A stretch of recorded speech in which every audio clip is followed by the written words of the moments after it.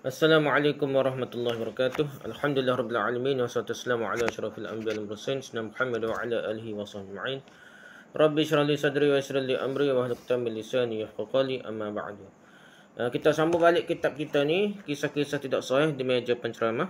Mengkaji bukan untuk merendahkan tetapi demi kebenaran dan keyakinan, oleh Ustaz Zulkhair Muhammad Anwar. Kisah-kisah tidak sahih di meja penceramah. Kita masuk kisah ke-10, kisah Umar Al-Khattab radhiyallahu anhu menanam anak perempuannya. Kisah Umar bin Al-Khattab radhiyallahu anhu menanam anak perempuannya. Kisah ke-10-nya. Pendahuluan, sahabat Nabi Muhammad SAW ini sering dikaitkan dengan keburukan-keburukan, sama ada sebelum memeluk Islam atau selepas memeluk Islam. Sebelum memeluk Islam, beliau, Umar Al-Khattab ini dikatakan menanam anak perempuannya sendiri, menyembah buah kurma, memukul adik perempuannya, dan juga cubaan untuk membunuh Nabi Muhammad SAW. Itu dah cerita dah. Selepas memeluk Islam, beliau dikaitkan dengan sikap suka menentang keputusan Nabi Muhammad SAW seperti dalam kes perjanjian Hudaybiyah, bercakap kasar dengan baginda SAW, memaksa orang untuk memberikan bai'ah kepada Abu Bakar As-Siddiq radhiyallahu, sehingga memukul Ali radhiyallahu dan ingin membakar rumah Fatimah radhiyallahu, dan juga menjatuhkan hukuman hudud ke atas anaknya yang bernama Abu Syahmah. Abu Syahmah ni seru juga cerita dia.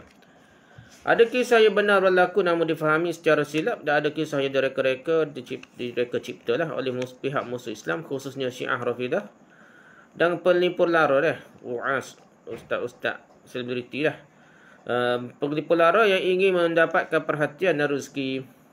Antara kisah yang paling terkenal dan menjadi buah mulut orang dari satu generasi ke generasi yang lain ialah kisah beliau menanam anak perempuan yang hidup-hidup. Itu sahur cerita ni nak. Jika dilihat kepada kisah yang disampaikan oleh penglipur lara, Umar radhiyallahu tiada di rumah ketika isterinya melahirkan anak.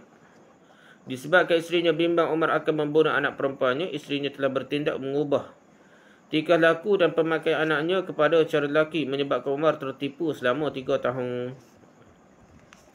Selepas 3 tahun, barulah Umar mengetahui bahawa anaknya seorang perempuan. Beliau kemudiannya menanam anak perempuannya itu di padang pasir. Malah diriwayatkan bukan sahaja dalam riwayat Melayu, ketika menggali lubang peluhnya keluar, lalu anak perempuannya itu sempat menyapu peluh ayahandanya itu dah. Ketika gali lubang, peluhnya keluar, peluh rumah lah keluar dah. Anak perempuan dia pun sapu peluh ayah dia dah. Nak cerita nak sedap dah. Cerita riwayat Melayu pada dah. Sedap cerita dah. Okey, sumber kisah. Sumber kisah yang paling kuat untuk dikaitkan dengan kisah di atas ialah seperti berikut. Sesungguhnya Umar radhiyallahu duduk bersama dengan beberapa orang sahabatnya. Seketika beliau ketawa dan seketika beliau menangis. Orang yang berada di sekelilingnya bertanyakan mengapa. Beliau menjawab, kami semasa zaman jahiliyah menyembah Tuhan daripada kurma ajwah. Kemudian kami makannya apabila lapar. Itulah sebabnya saya ketawa. Apabila sebab saya menangis ialah kerana saya memiliki seorang anak perempuan. Saya ingin menanamnya, lalu saya telah membawanya bersama saya. Saya menggali lubang, anak saya menyapu debu yang terlekat di janggut saya. Kemudian saya menanamnya hidup-hidup. Itu cerita dia. Okey, berapa persoalan yang harus dijawab? Pertama, adakah tabiat dan tradisi menanam anak-anak perempuan merupakan tabiat keseluruhan kabilah Arab?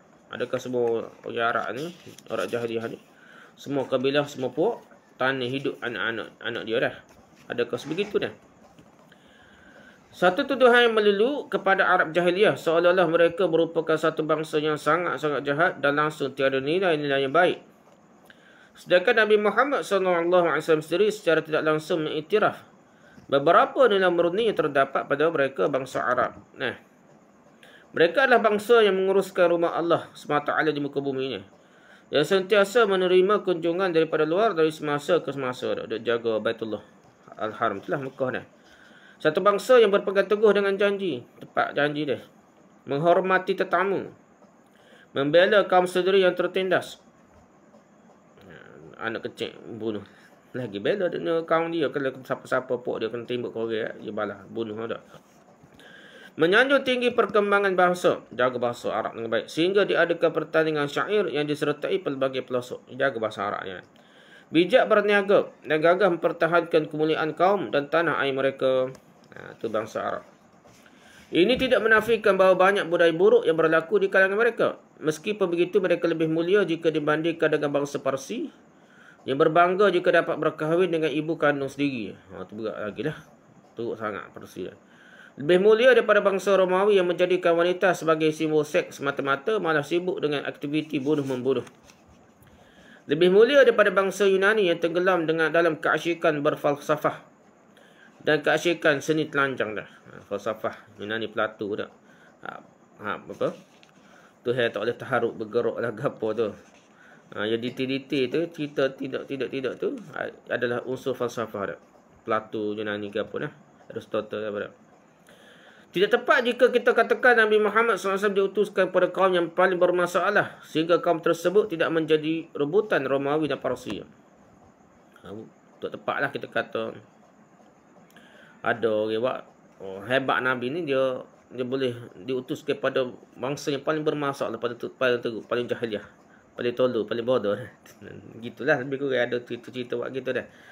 Ulama kita juga, tapi tidak betul gitu dah. Namun baginda SAW diutuskan pada satu kaum yang punya bakat yang sangat luar biasa dan terpendam, bakat yang terpendam yang hebat dah. Yang mana jika dapat dicungkil, bangsa tersebut akan menjadi pemimpin dunia. Justru jika dikatakan mereka menanam ke semua anak perempuan mereka, bagaimana mereka boleh meneruskan zuriat mereka? Kalau sepakat tanah anak mereka, siapa dia jadi watina, nak jadi isteri nak teruskan zuriat. Ini merupakan satu pembohongan yang sangat besar dalam sejarah, yang disampaikan mungkin menerusi pelbagai faktor untuk menunjukkan kehebatan Rasulullah SAW. Nak perhebat Nabi dah. Nabi hebat. Tapi logik tu tidak memiliki logik dah. Nak tunjuk kehebatan Rasulullah yang mampu mengubah bangsa yang paling jahat. Atau berniat untuk memburukkan bangsa dan keluarga baginda SAW. Okay, Ustaz Abbas Mahmud Al-Aqad. Siapa dia dah? Abbas Mahmud Al-Aqad bukanlah tokoh penulis ilmiah yang boleh jadikan bahan rujukan utama. Namun penulis berpertimbangkan untuk mengambil maklumat daripada penulisan beliau setelah mendapati maklumat yang beliau ketengahkan sesuai dengan kajian penulis lama ini. Di Bukit Ulama. Itulah sastrawan kita kata nak. Apalagi penulis sendiri tidak berjumpa dengan sebarang sumber yang mengaitkan Umar radhiyallahu dengan perbuatan terkutuk tersebut. Penulis juga mengambil kira tidak semestinya semua maklumat yang diketengahkan oleh beliau ditolak begitu saja dia. Walaupun dia Bukit Ulama pun. Ya betul-betul lah. Ni betul-betul Bukit Ustaz kak. Wahabi lah tu bukan dia. Kena dengar apa habis lah dulu dah. Hujah dia kan. Jadi kalau gitulah. Ustaz Abbas Mahmud Al-Aqad memberikan jawapan. Menanam anak perempuan bukanlah adat keseluruhan kabilah Arab. Tidak masyhur Bani Adi, kabilah Umar radhiyallahu khususnya dengan tabiat ini. Jadi Bani Adi ni orang kampung ni. Orang bandar, orang Bekoh. Jadi adakah dia ni dia ni orang kampung dah, orang ulu dah, dia ni bunuh anak tina ni? Tak logik, tidak adalah, tidak masyhur dah. Dan tidak masyhur keluarga Al-Khattab yang mana Fatimah saudara Umar radhiyallahu membesar ni. Dia ada adik-beradik perempuan Fatimah ni membesar. Siapa besar ke diri pun tak kena bunuh dah. Takkanlah anak tina ni bunuh ni. Begitu juga Hafsah radhiyallahu anha yang merupakan anak sulung beliau sehingga beliau dikenali dengan gelar Abu Hafsah. Tiba-tiba ada anak tina hak besar dah Abu Hafsah. Jadi isteri Nabi pula lepas tu dah. Jadi peliklah gelar Abu Hafsah. Bapak kepada Hafsah ni dah. Ada anak tina besar, gak bunuh hak mana? 3 tahun. Jadi benda hak kita kena meniki lah logiknya. Kena ada buah logik betul-betul ustaz tu guru cerita dak. Apa guna jerai lah, Nabi Adil lah dak, Nabi Usman lah. Tak logik pun terima berlaku dah. Betul-betul tak gugat semua betul, tak boleh gitu dah. Okey, sebagai ulama mentafsirkan Abu Hafs sebagai bapa singa. Maulana Asri pula bersependapat dengan Al-Aqad dalam bab ini. Jadi bukan bapa singa tapi bapa kepada Hafsah. Bapa Hafsah ke bapa singa. Rujuk Abbas Mahmud Al-Aqad Al-Baqariyah Umar Beirut Mansurah Al-Maktabah Al-Asriyah tanpa tahun 220 dah. Gitulah dia pun walaupun bukan dikatakan bidang dia khusus, tapi dia ni ustaz, apa panggil ustaz juga alim jugalah cara dia lah ni, bukan macam kita kata kat lon ni kak Kapten Hafiz Firdaus gitulah, boleh kurang dah. Jadi okey, pernyataan Ustaz Al-Aqad mendapat komentar daripada Ustaz Abdul Salam. Al-Aqad meragui kesihan kisah ini kerana tabiat menanam anak perempuan bukanlah tabiat keseluruhan kabilah Arab. Tidak masyhur Bani Adi kabilah Umar dahulu khususnya dengan tabiat ini, dan tidak masyhur keluarga Al-Khattab Yang mana Fatimah saudara Umar radhiyallahu membesar, begitu juga Hafsah yang merupakan anak sulung beliau, sehingga beliau dikenali dengan gelar Abu Hafsah. Adapun Hafsah lahir 5 tahun sebelum kenabian. Nah, jadi 5 tahun sebelum kenabian dah. Zaman jahiliyah lah. Nah. Nama Umar radhiyallahu tidak menanamnya dah. Kenapa beliau tidak menanam anaknya Hafsah sebagaimana didakwa dah? Jika benar, kenapa maklumat ini terputus dan tidak dinyatakan oleh seorang pun daripada kaum kerabatnya dah? Nah. Jadi cerita hak bunuh ni tak ada orang cerita. Main mana tahu, tiba-tiba ada cerita. Rujuk Abdul Salam bin Muhsin al-Isa dirasa ada qadiyah fil marwiyat al-waridah fi syakhsiyah Umar bin Khattab radhiyallahu wa siyasah al-idarah Mamlakah al-Saudiyyah al-Arabiyyah al-Jami'ah Islamiyah bil Madinah al-Munawwarah tahun 2002 jilid 1 muka 110 hingga 112. Jadi ni Ustaz Abdul Salam ni bidai dia lah kita kata dah. Ustaz Abdul Salam menambahkan lagi maklumat lain yang agak penting untuk terangkan, tambah lagi dah.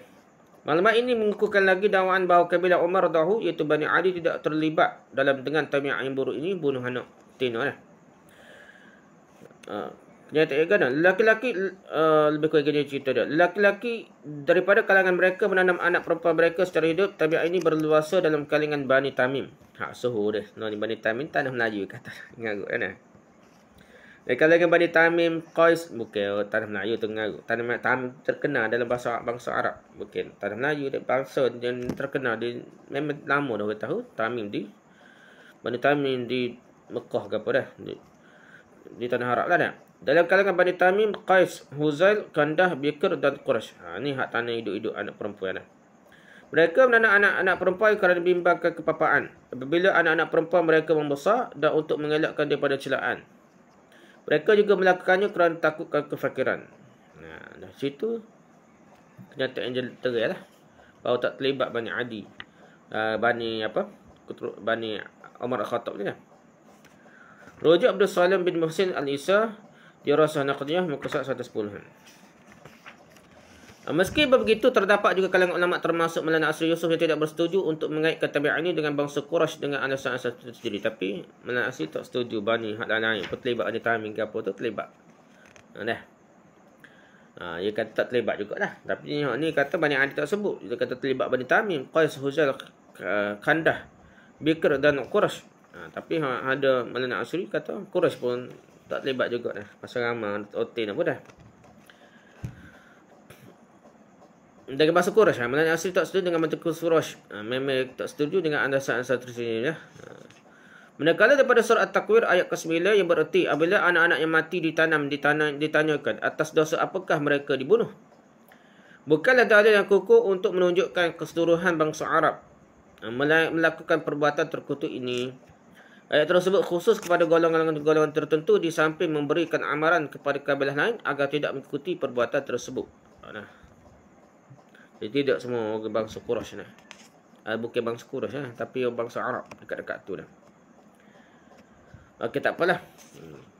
Okey, siapakah adik perempuan Umar radhiyallahu dan anak sulungnya? Ustaz Al-Aqad telah menyatakan bahawa Umar radhiyallahu memiliki seorang adik dan anak perempuan yang akhirnya membesar dengan baik. Perkara ini perlu dibuktikan melalui sumber-sumber kitab yang lain, antaranya disebutkan At-Tabrani berkata Fatimah binti Al-Khattab bin Nufail dikenali sebagai Ummu Jamil, saudara Umar radhiyallahu, adik-beradik Umar lah, adik-beradik perempuan dia. Memeluk Islam sebelum Umar radhiyallahu lagi lah. Seakhirnya berkahwin dengan Sa'id bin Zaid bin Amr bin Nufail radhiyallahu. Tu cerita 13.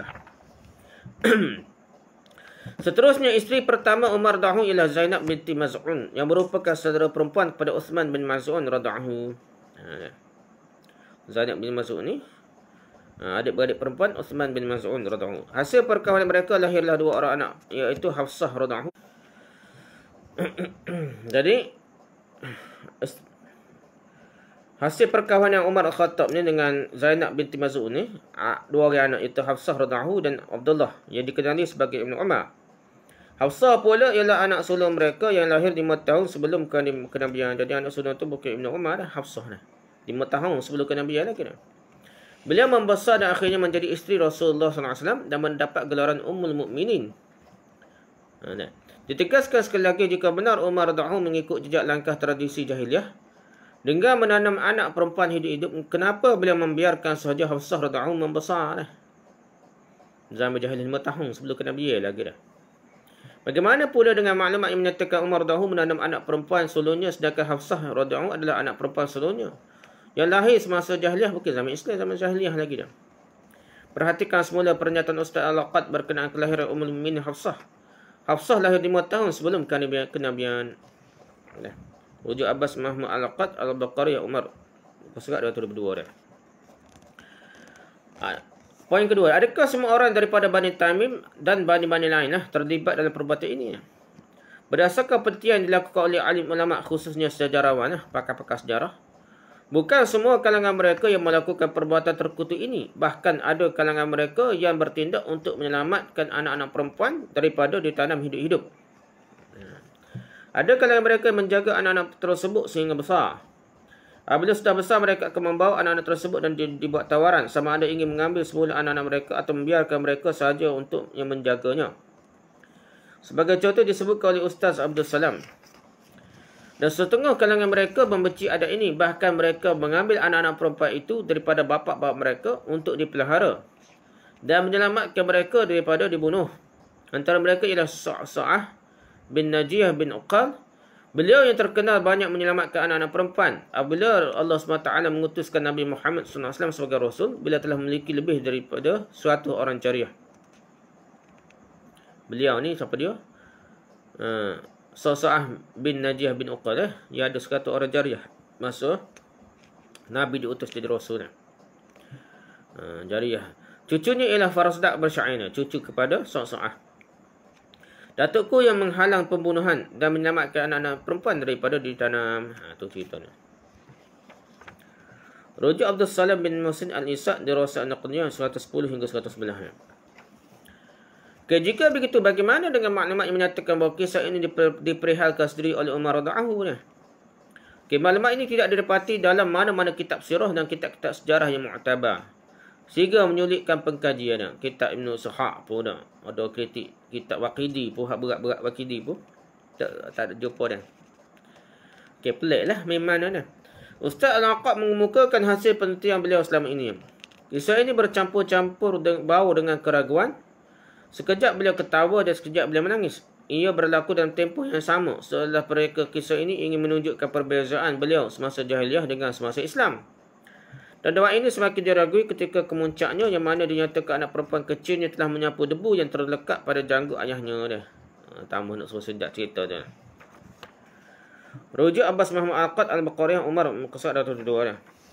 Pendirian dan pandangan Ustaz Al-Laqad itu telah mendapat sokongan daripada Ustaz Abdul Salam, sebagaimana menurut beliau. Adapun Umar radhiyallahu dikatakan menanam anak perempuannya pada zaman jahiliyah. Saya tidak menemui maklumat siapakah yang menyampaikannya daripada Umar radhiyallahu. Sebagaimana dinyatakan, siapa dia? Dia cerita daripada Umar nak sapa ke kita ni. Tetapi saya mendapati maklumat ini dicatat oleh Ustaz Abbas Mahmud Al-Laqad dalam kitabnya Al-Baqariyah Umar. Bila mengatakan sungguhnya Umar radhiyallahu duduk bersama dengan beberapa orang sahabatnya. Seketika beliau ketawa dan seketika beliau menangis. Orang yang berada di sekelilingnya bertanyakan mengapa. Beliau menjawab, kami semasa zaman jahiliyah menyembah Tuhan daripada kurma, ajwah. Kemudian kami memakannya apabila lapar. Itulah sebabnya saya ketawa. Adapun sebab saya menangis ialah kerana saya memiliki seorang anak perempuan. Saya ingin menanamnya. Lalu saya telah membawanya bersama saya. Saya menggali lubang. Anak saya telah menyapu debu yang terlekat di janggut saya. Kemudian saya menanamnya hidup-hidup. Al-Laqad meragui kesahihan kisah ini kerana tabiat menanam anak perempuan bukanlah tabiat keseluruhan kabilah Arab. Tidak masyhur Bani Adi kabilah Umar radhiyallahu khususnya dengan tabiat ini. Dan tidak masyhur keluarga Al-Khattab, yang mana Fatimah saudara Umar radhiyallahu membesar. Begitu juga Hafsah radhiyallahu yang merupakan anak sulung beliau sehingga beliau dikenali dengan gelaran Abu Hafs. Adapun Hafsah radhiyallahu itu lahir 5 tahun sebelum kenabian.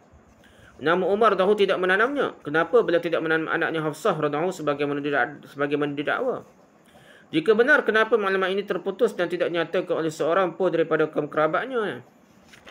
Dah, cerita ni tak tahu. Tiba-tiba ada dah. Kerabat-kerabat Umar tak ada cerita.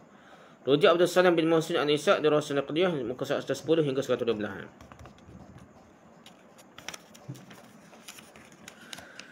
Ini merupakan hasil kajian mereka yang menunjukkan tiada sumber yang kuat untuk mengukuhkan pernyataan Umar radhiyallahu. Malah mereka sangat meragui fakta anak perempuan Umar radhiyallahu yang menyapu debu yang terlekat pada janggut beliau ketika menggali lubang. Apakah logik Umar dahulu menceritakan sebegitu terperinci? Ia sangat menghairankan. Okey, adakah maklumat daripada hadis yang menunjukkan perbuatan berdosa ini? Ada, namun ia tidak merujuk kepada Umar dahulu. Ada hadis kata dosa besar bunuh anak ni.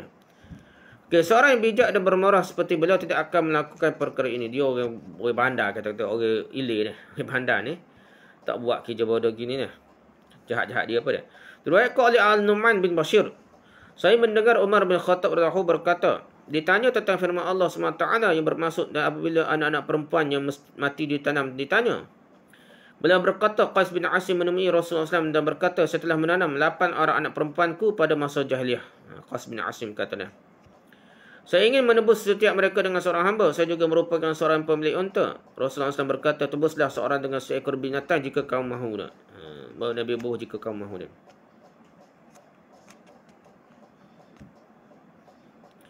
Jika seorang binatang saja tak payah dengan hamba nak, kalau kira nak. Gitulah lebih kurang dah. Hadis ini telah diriwayatkan oleh Bazar jilid 1 muka 60, At-Tabarani dalam Mu'jam Al-Kabir jilid 18 muka 377. Al-Hatami berkata perawi Al-Bazar semuanya sahih kecuali Husain bin Mahdi Al-Aili, namun beliau thiqah sehingga akhir pernyataannya. Hadis ini ada dalam Majma' Az-Zawaid jilid 7 muka 283 dan disahihkan oleh Al-Albani dalam Silsilah As-Sahihah nombor 3298. Kisah ini tidak menunjukkan Umar radhiyallahu yang melakukan perbuatan tersebut. Sebaliknya hanya dikhabarkan oleh beliau berkaitan perbuatan Qais bin Asim radhiyallahu saja. Tak cerita pasal dia ni. Riwayat Umar Al-Khattab. Umar, saya mendengar Nu'man bin Bashir kata saya mendengar Umar bin Khattab radhiyallahu berkata ni. Dia kata pasal orang lain ni. Kalau pasal dia mesti cerita pasal dia dulu dah sebelum cerita pasal orang lain dah. Jadi pelik lah. Cerita pasal orang lain saja. Kalau betul cerita tu ada kait dengan dia lah, bunuh anak perempuan tidak ada kaitan dengan dia, itu cerita pasal orang lain.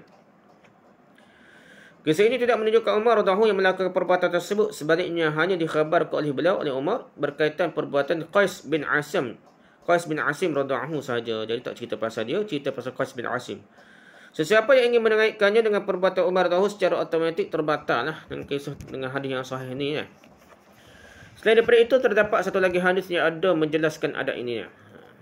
Al-Walid bin An-Nadar Ar-Ramli mengkhabarkan kepada kami daripada Saburah bin Ma'bad daripada Bani Al-Harith bin Abi Al-Haram, daripada Bani Al-Harith bin Abi Al-Haram, daripada Lakham, daripada Al-Wadin bahawa sesungguhnya seorang lelaki mendatangi Rasulullah SAW. Ia berkata, wahai Rasulullah, sesungguhnya kami pada zaman jahiliah menyembah berhala dan membunuh anak-anak kami.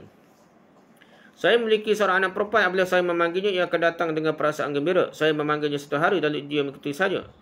Kami berjalan sehingga melalui perigi keluarganya tidak jauh daripada rumah. Saya terus menolaknya ke dalam dan perkataan terakhir yang saya dengar ialah, wahai ayah. Rasulullah SAW menangis sehingga mengalirkan air matanya. Wadin. Dah bukan cerita seorang jahiliah lagi dah. Seorang sahabat yang berada di situ berkata, kami sudah membuatkan Nabi SAW berduka. Rasulullah SAW berkata, biarkanlah beliau ada perasaan yang lebih besar daripada itu. Rasulullah SAW meminta beliau agar mengulangi semula kisah tersebut. Lalu diulanginya dan sekali lagi membuatkan Rasulullah SAW menangis sehingga membasahi janggutnya. Kemudian Rasulullah SAW berkata, sesungguhnya Allah menghapuskan perbuatan jahiliyahnya dengan amalan-amalan kamu. Tetaplah dengan amalan kamu. Jadi, Allah hapus dosa lah dengan dia masuk Islam.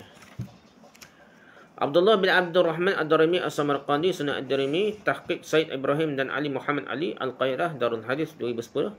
Kitab Al-Muqaddimah bab ma kana alaihi an-nas qabla mab'ath an-nabi sallallahu alaihi wasallam min al-jahli wad-dalalah, nombor 2 jilid 1 muka 5 ni.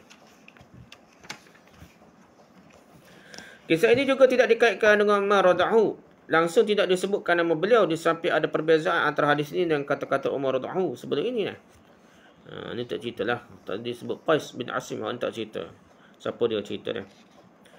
Mengikut Umar radhiyallahu, beliau menanam anak perempuannya dalam sebuah lubang yang digalinya sendiri, sedangkan hadis ini mengatakan perigi yang sudah tersedia. Nak kait dengan Umar apa?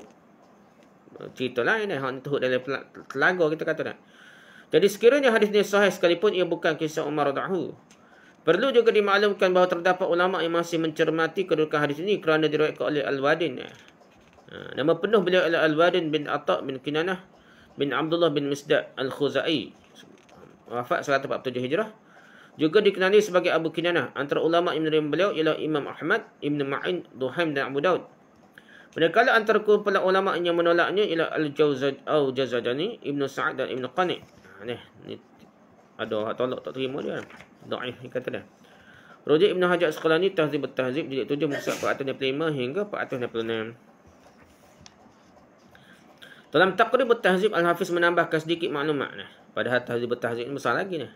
Tapi ada maklumat baru pada Taqrib At-Tahzib hari ringkasnya ni. Iaitu Al-Wadi seorang yang baik namun hafazan yang buruk, di samping bila turut dituduh sebagai berfahaman Qadariyah ni. Qadariyah ni dia tolak qadar lah. Maksudnya manusia usaha sendiri dia. Sebenarnya dia kumpulan ekstrim menentang Murji'ah nak kira dia. Ibn Hajar Asqalani Taqrib At-Tahzib muka surat 1030. Kesimpulannya, Umar radhiyallahu tidak pernah menanam anak perempuan beliau hidup-hidup sebagaimana masyhur dia perkatakan, terutama ustaz orang Melayu ni ramai cerita ni. Ustaz kita ni orang Arab pada orang Melayu pun ramai cerita dia. Masyhur dia perkatakan dah. Dalam kitab Melayu ada lah, kitab Jawi apa, tapi tak ada sumber, kitab Arab asal. Bani Adi dan keluarga Al-Khattab tidak terlibat dalam budaya buruk dan keji tersebut. Paling kurang Bani Adi keluarga Al-Khattab memang tidak ada kaitan dengan budaya bunuh anak perempuan ni. Yang ketiga, tanpa menafikan sifat buruk yang ada pada Umar radhiyallahu dan orang-orang lain semasa jahiliah, Umar radhiyallahu lebih terkenal dengan kebijaksanaannya dan jiwa kepimpinan sejak zaman jahiliah lagi, sehingga dia anggap seperti logam. Dan Umar radhiyallahu ni bukan jahat bodoh gitu dah, dia cerdik. Jahat sebelum tu pun, kalau jahat pun dia adalah orang cerdik, orang pemimpin yang mempunyai otak yang geliga dah. Kalau dia lopak masuk puak Nabi SAW, dia akan jadi kepimpinan yang hebat lah. Maknanya dia ada bakat kepimpinan yang hebat. Cakap orang ada bakat kepimpinan yang hebat ni bunuh anak perempuan. Perbuatan bodoh setara tu dah. Dah usah rokok dalam restoran pupuh dah. Kita pemimpin, tak logik dah. Kalau kapur tak apa nak gana dah. Ni kita pemimpin sok rokok depan restoran, orang ada anak kecil gapo tepi orang perempuan gapo dak. Dah, kita pemimpin sok rokok dalam restoran tak cerdik dah. Gitulah juga sini. Nah, Umar Khattab ni tak logik lah dia bunuh anak perempuan dah. Dia sedangkan dia ada sifat kepimpinan, tak logik dah. Wallahu a'lam. Subhanakallah wa bihamdika, subhanakallah wa bihamdika, subhanakallah wa bihamdika, asyhadu an la ilaha illa anta, astaghfiruka wa atubu ilaik. Assalamualaikum warahmatullahi wabarakatuh.